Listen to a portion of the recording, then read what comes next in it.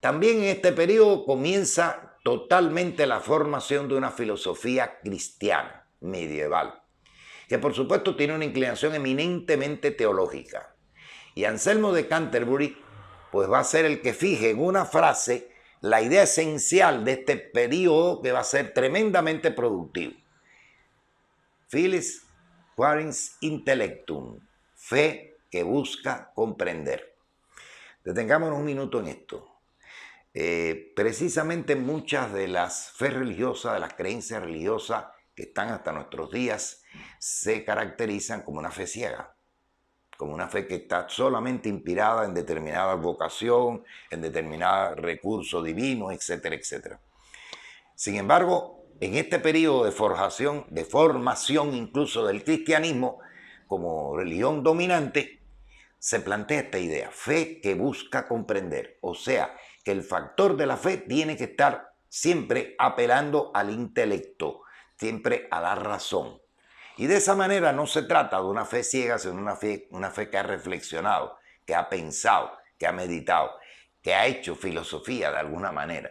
Y entonces aquí es donde comienza este periodo que se conoce como el de la filosofía escolástica, la comprensión de la fe, intellectus fidei. Igualmente una frase significativa, ¿no? Comprensión de la fe. Aparentemente la creencia, la fe religiosa, carece de posibilidades racionales. Ya lo habíamos visto en Tertuliano al inicio, en el inicio de los padres de la iglesia. Sin embargo, aquí se plantea esta relación, esta armonía, esta conjugación de fuerza entre la fe y la razón por otro lado. Y bajo este signo de la comprensión de la fe es que nacen las escuelas. En general, las escuelas. Es un término que va a aparecer justamente aquí, en este periodo, y una palabra de origen latino. Implicaba enseñar, implicaba mostrar camino o algo así por el estilo. Y van a aparecer tres tipos de escuelas. Las escuelas palatinas en los palacios, las escuelas conventuales en los conventos. Y ya hay escuelas que surgen, las más importantes iglesias de ese momento, los templos religiosos, que van a tener no solamente un gran tamaño, sino que van a conjugar el trabajo de una serie de padres, de figuras eclesiásticas de alto nivel de formación. Aquí comienza una larga tradición que dura hasta nuestros días, en la presencia de algunas órdenes o algunas instituciones vaticanas, de estos núcleos de conocimiento, de profundo conocimiento y de formación, incluso en el orden científico. Pues esas escuelas van a constituir las cátedras, y de ahí van a ser la palabra catedralicia, catedral. Y las escuelas catedralicias pues van a ser otro de los importantes elementos de este periodo. Llamo la atención acerca de que esta época, desde el punto de vista de lo que pasó después, en el tiempo del Renacimiento, es una época de apagón total, de falta de luz, de ausencia de iluminación. Todo es oscuridad, todo es tiniebla. Sí y no. En primer lugar, una gran masa de la población, sobre todo la masa que estaba sometida, que era la mayoría de la población, sí efectivamente se movió en un ambiente de oscuridad. Apenas tenían acceso a conocimientos y quizás los conocimientos eran los necesarios para poder realizar determinadas operaciones de carácter tecnológico, agrícola, etcétera, en sus diferentes lugares de vida. Pero hay un sector de la población que tiene una posición social un poco más relevante, más significativa, mayor poderío económico, que pueden acceder a estas escuelas. Y entonces en estas escuelas van a encontrar conocimiento, en estas escuelas van a encontrar el medio de prepararse, de formarse. Y siempre debe de tenerse en cuenta que el apagón no fue total, sí, aquí surgieron precisamente las escuelas. Pero algo más, en el siglo XIII, o sea, al final casi de este periodo, pues florecerán las universidades medievales, no solamente escuelas. La palabra universitas, la formación universal, integral del individuo, se va a consagrar en estos centros bien venerados, bien significativos.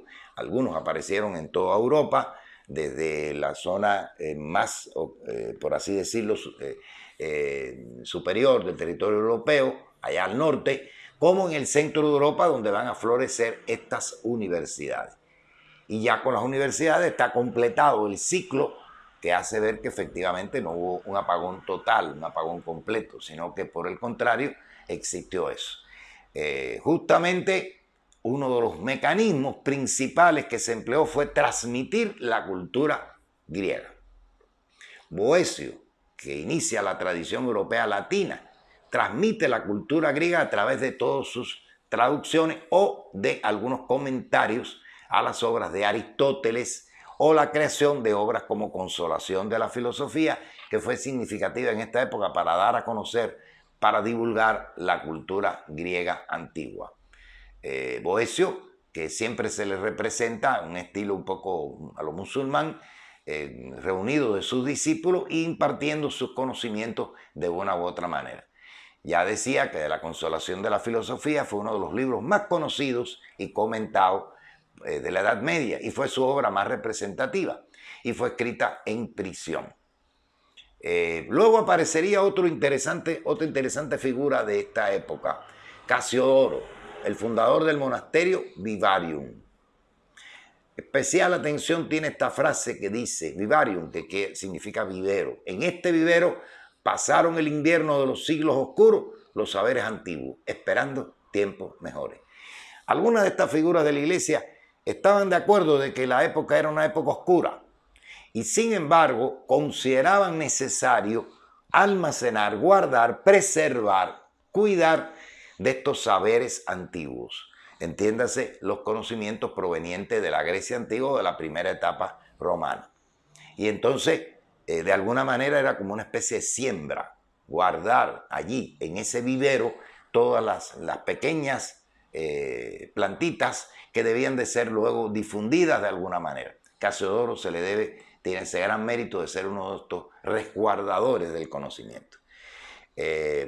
Hay quien ha considerado que un periodo que tiene lugar en el siglo XI es el primer renacimiento de la cultura de la Edad Media, mientras que el segundo renacimiento opera en el siglo XII porque tiene lugar un suceso trascendente ya desde el punto de vista filosófico.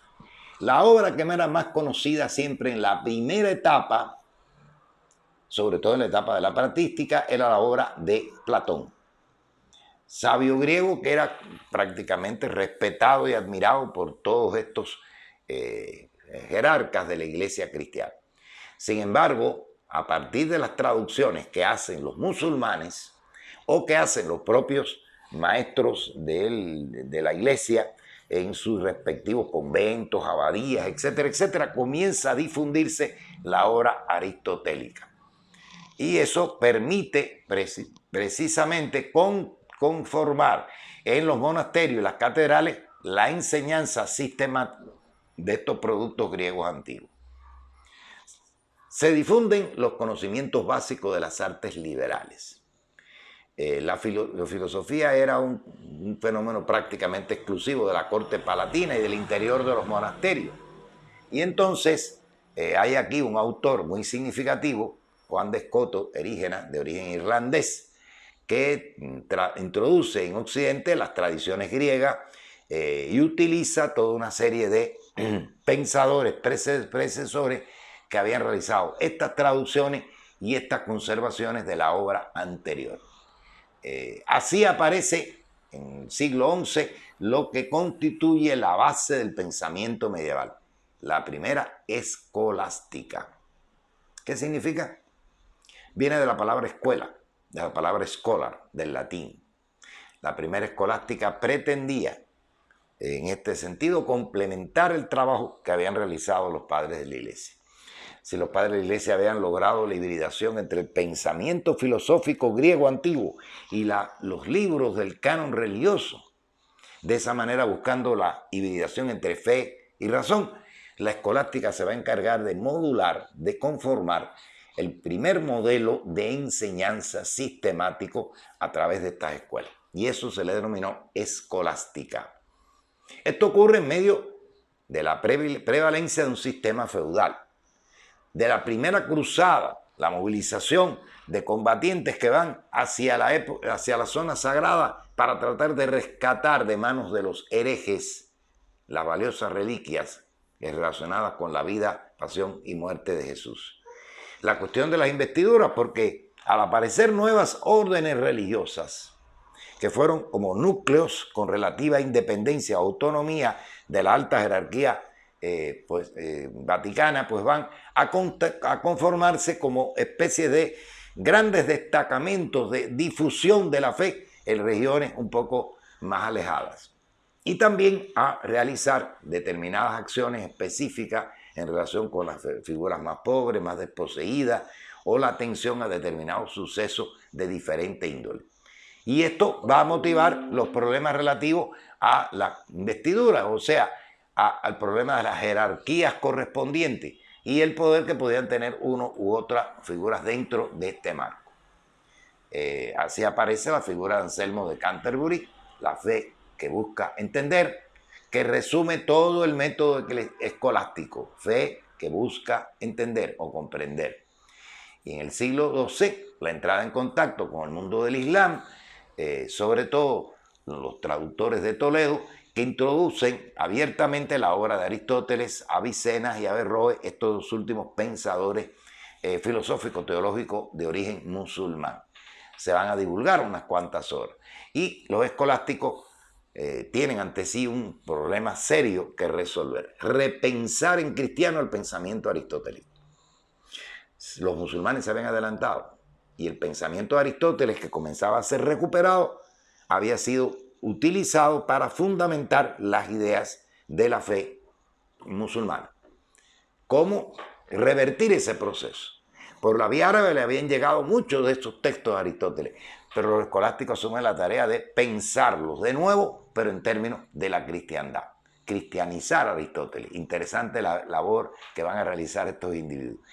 Es interesante porque en determinado momento alguien preguntó: ¿por qué apelamos a Platón y Aristóteles si no tienen nada que ver con nuestra tradición de la fe en Jesús? Jesús es posterior a ellos. Y alguien respondió desde ese espíritu de fe: sí, pero Platón y Aristóteles habían nacido después de Jesús, porque Jesús siempre ha existido como parte de esta integración de la Trinidad, o sea, Padre, Hijo y Espíritu Santo. Y a fin de cuentas eran heraldos de Jesús. Personajes griegos de la filosofía griega que jamás habían pensado en la existencia de un hebreo que iba a ser consagrado posteriormente, son considerados hijos y herederos de la tradición de Jesús y cristiana. El segundo renacimiento tendrá entonces que ver con esta introducción de las obras de Aristóteles. Y el siglo siguiente, que es el apogeo de la escolástica, permitirá la conformación de dos grandes escuelas que se oponen entre sí: el tomismo y el escotismo. Las dos figuras clave de esta iglesia. Escoto por un lado, Tomás de Aquino por el otro. El interés creciente por la lógica aristotélica a partir de las traducciones de Boecio implicó el uso teológico de estas ideas que rechazan la teología de corte mística. Aparecían grandes vertientes que se mantienen hasta nuestros días. Una teología que apela a lo místico y una teología que apela a lo filosófico, que a veces estarán luchando entre sí a lo largo de mucho tiempo. Hasta nuestros días sigue presente esta inclinación por unas y otras. Habían diferentes maneras de transmitir el conocimiento: los conocimientos de gramática, retórica y dialéctica, que se conjugan con los de la lengua latina. Era el trivium, las tres vías, y el quadrivium, o cuatro vías, las artes reales, o sea, conocimientos aritmética, geometría, astronomía y música. La primera iba en busca de una formación teórica general, la segunda iba en busca de una formación más bien de carácter práctico, aplicado de una u otra manera. Y a partir de este fenómeno de la conformación de estos esquemas, se van a desarrollar en esta estructuración escolástica una serie de cuestiones que duran hasta nuestros días. Pensar en que ahí surgieron las llamadas conferencias, impartición de conocimientos a un grupo de personas numeroso, y la palabra se acuña allí, se legitima allí. Los seminarios, para debatir el material impartido en las conferencias, y seguimos utilizando esa palabra actualmente con lo mismo. Aquí aparecerá un ordenamiento del plan de estudio y se hablará por vez primera de pensum. Aquí se conformará la orientación de cada una de las materias impartidas que debía ser seguida por cada profesor y aprobada por sus superiores. El sílabus, también en latín, otra cosa que se acuña en este momento histórico. ¿Bien? O sea que serán prácticas, estructuras que van a surgir en la Edad Media, en esa edad que aparentemente fue todo oscuridad, pero que no lo fue, y que van a tener su ascendencia hasta nuestros días. Esto va a ser incluso discutido, debatido, la manera de enfocar cada una de estas cuestiones a través de los distintos tipos de escuelas y de las órdenes religiosas. Las dos órdenes religiosas fundamentales que se van a constituir fue la de los dominicos, organizada por Domingo de Guzmán, y la de los franciscanos por Francisco de Asís. Interesante porque estudiar las cualidades y características, tanto personales como teológicas, de Santo Domingo o de San Francisco de Asís, constituye un elemento interesante, significativo. Especialmente llama la atención esa consideración de Francisco de Asís, de que todos los elementos de la naturaleza son criaturas de Dios. Por eso predicaba no solo a los hombres, sino a las aves, a los animales. De alguna manera consideraba que podían seguir la fe religiosa de uno u otro modo si se les predicara a ellos. Estas maneras peculiares de presentar pues están indicando fórmulas diferentes que se constituyeron. Como ya habíamos dicho, se habían creado las universidades que jugaron un papel crucial en toda la cultura medieval y sobre todo en la manera de desarrollar la filosofía escolástica y de implementar el método escolástico de enseñanza. Sí es cierto de que hubo una serie de negativas, incluso fue perdiendo cada vez más credibilidad la escolástica, hasta convertirse en un signo algo peyorativo, escolástico, como algo despreciable. Y esto obedeció a porque estas reglas de estructuración del conocimiento, fundados sobre el criterio de que el problema había que repetir, por ejemplo, una verdad para poder comprenderla adecuadamente.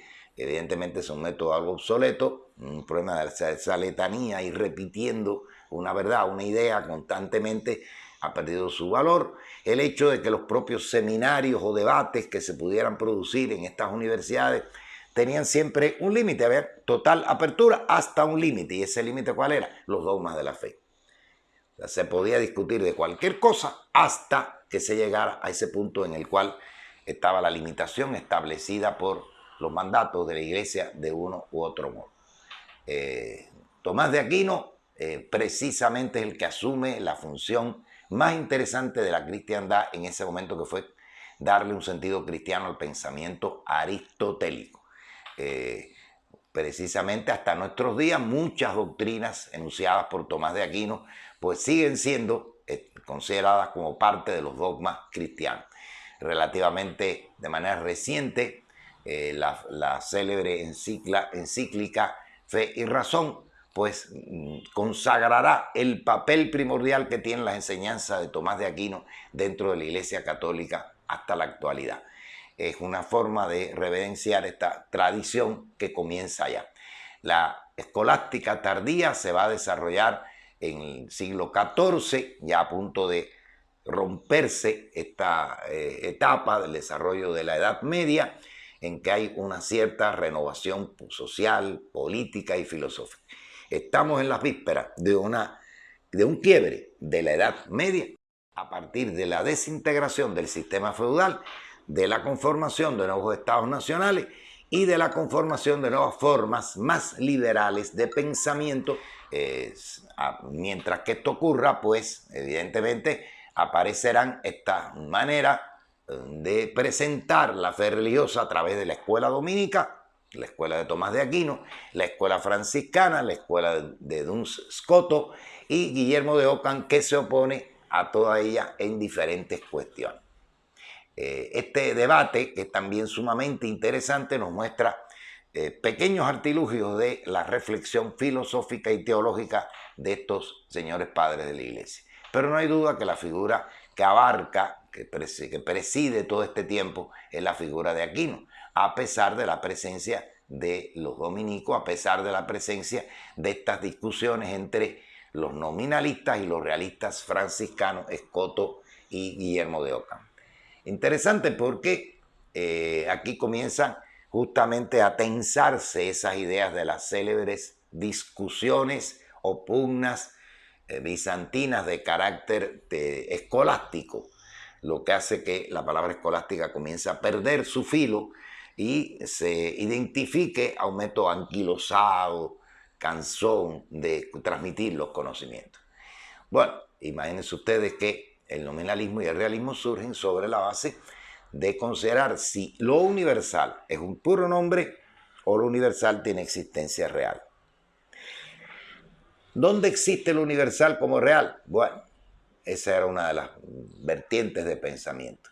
Para los nominalistas estaba claro que lo universal solo existía como un nombre, como una designación, como un determinado verbo, y que por lo tanto no existía en la realidad.